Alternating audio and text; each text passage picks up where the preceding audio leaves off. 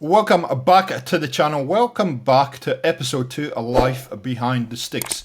And in today's episode, what I thought I would do is break down some gameplay for you and show you what I'm actually thinking when I'm playing Call of Duty, and specifically Cold War. We're going to hop into a match on Pines today, and I'm going to do a whole breakdown on how I'm navigating the map, what I'm looking for, how I'm positioning, all that good stuff. Hope it's going to be useful for you guys. Let's do this!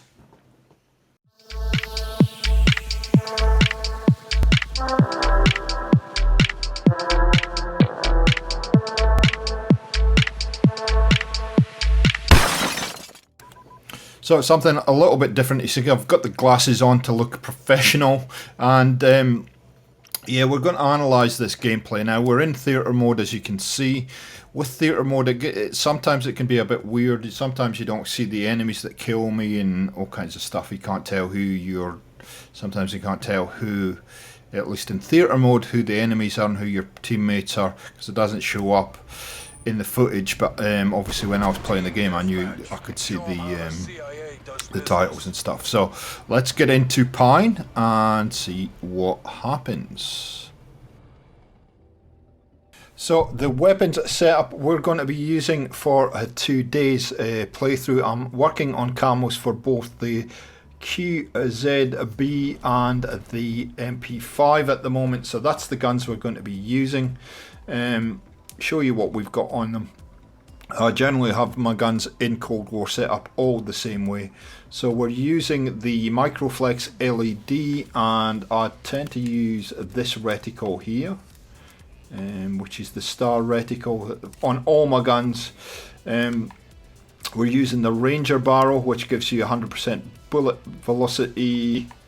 Under barrel is the field agent grip, which gives me plus 6% vertical recoil control, 20% horizontal recoil control at the con of minus 26 shooting move speed.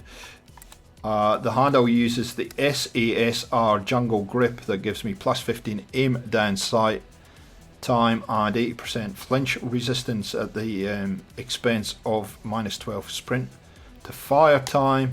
And the stock I'm using is the QB, so CQB pad, which gives me 30% sprint to fire at the expense of minus 15 hip fire accuracy. So that's the setup I've got on my QZB. On the MP5 it's pretty much the same. Microflex LED sight, the reinforced heavy 9.5 inch barrel, again the field agent grip, SASR jungle grip, and no stock, which gives me plus 30 sprint to fire time. So there we go, that is the setup I'm using. I use the Stims, Semtex, assault pack because I'm not using extended mags. I'll rely on assault pack.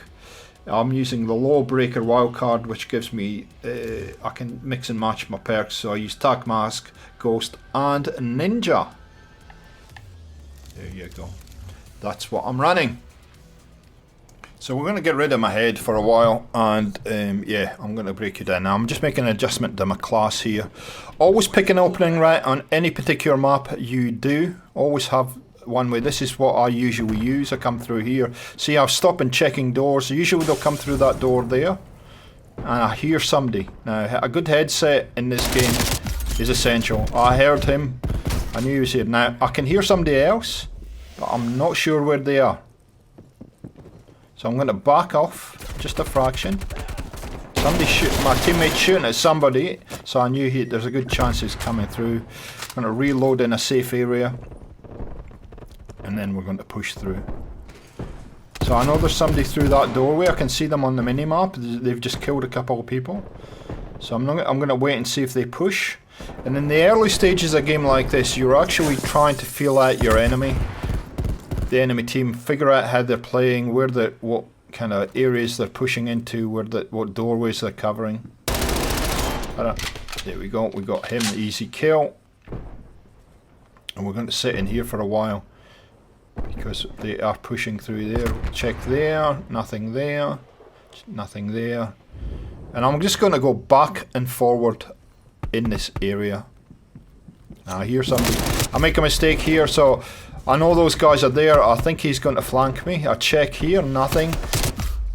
I hear him, but he actually pushes through that doorway. So that was my mistake. I misread that situation. Now, there's a chance they're going to continue to push through here. And there we go. That tells me somebody is coming. So I sit and wait. Because I'm an older gamer, I haven't got the reaction time of some of these young guys. So I have to be a bit sneaky.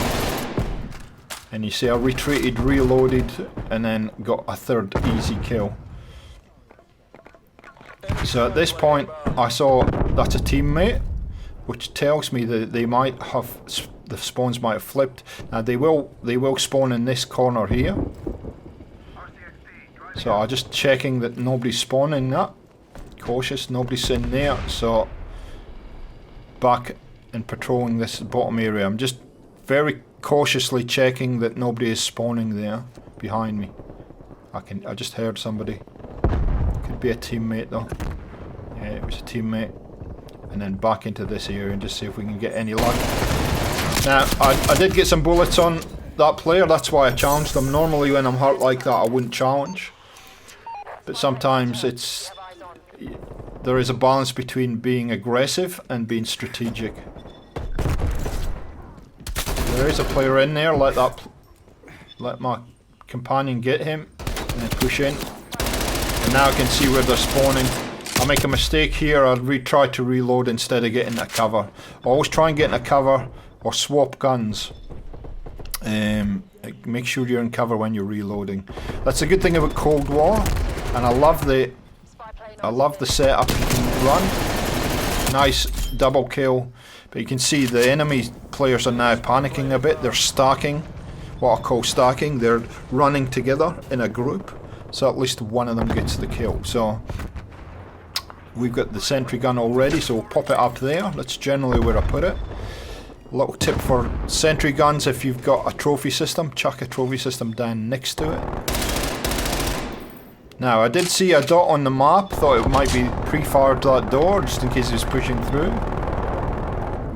As it turns out they left a present, they left a little proximity mine, which we're going to get rid of, and then we're going to back up a little bit. Now I now notice that they are actually spawning in that left hand corner now. Just check that. It's weird that it was only one that spawned it. I saw a couple of green dots there, but again, my sentry turret's still there, which tells me they haven't wrapped around and destroyed it. 15 and 3 so far, and I spot a guy on the far side of the map, which tells me that they're potentially pushing that left hand side of the map.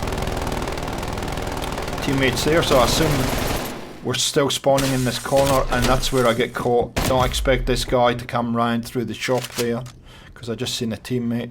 Now I anticipate where he might move to next. There we go, easy kill.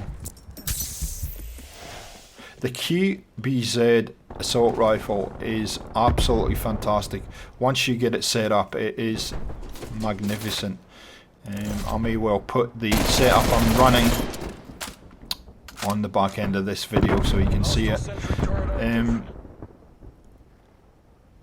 Now what I've decided to do is, we have a sentry turret to my right.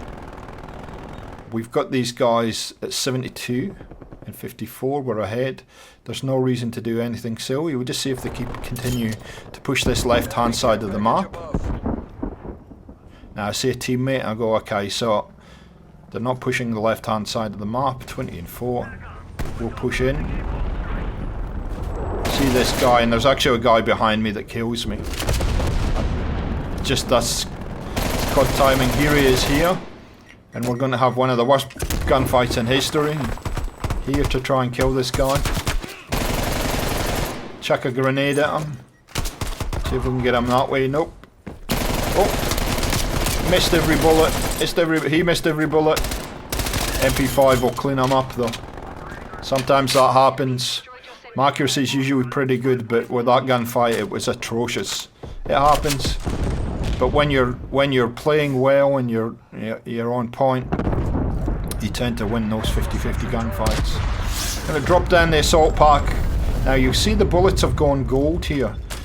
I didn't realise till recently that means that you actually get extra points from killing people when you get those gold bullets in use. So, oh, that's an enemy. Should always be looking at your mini-map, always checking it. Now what I figure out is they might be spawning in this back corner, and I get the first guy and I make a mistake, I push out. I shouldn't have pushed out there. I should let them push through and wrapped around behind them. So it spawned me on the opposite side of the map now.